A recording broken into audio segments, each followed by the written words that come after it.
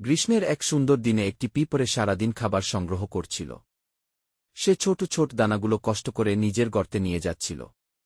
এদিকে ঘাসফড়িং গাছের ছায়ায় বসে গান গাইছিল আর মজা করছিল। সে পিঁপড়েকে দেখে হাসতে হাসতে বলল, এই গরমে এত পরিশ্রম করছ কেন? এসো একটু গান গাওয়া যাক। পিঁপড়ে হেসে বলল, না বন্ধু, এখন কাজের সময়। শীত আসলে খাবার পাওয়া কঠিন হবে, তাই এখনই জোগাড় করছি। ঘাসফড়িং বলল, আরও অনেক সময় আছে, এখন তো মজা করাই ভালো। দিন যায়, রাত যায়। গ্রীষ্ম শেষ হয়ে শীত চলে এল। বনভূমি ঢেকে গেল বরফে। খাবার খোঁজার উপায় নেই। পিঁপড়ে তার গর্তে আরামে থাকল, কারণ সে আগে থেকেই খাবার জমিয়ে রেখেছিল। কিন্তু ঘাসফড়িং তখন ঠান্ডায় কাঁপছিল আর না খেয়ে দিন কাটাচ্ছিল। একদিন সে লজ্জায় মাথা নিচু করে পিঁপড়ের কাছে এসে বলল, বন্ধু, আমি ভুল করেছি। তোমার কথা শুনিনি। তুমি কি একটু খাবার দেবে?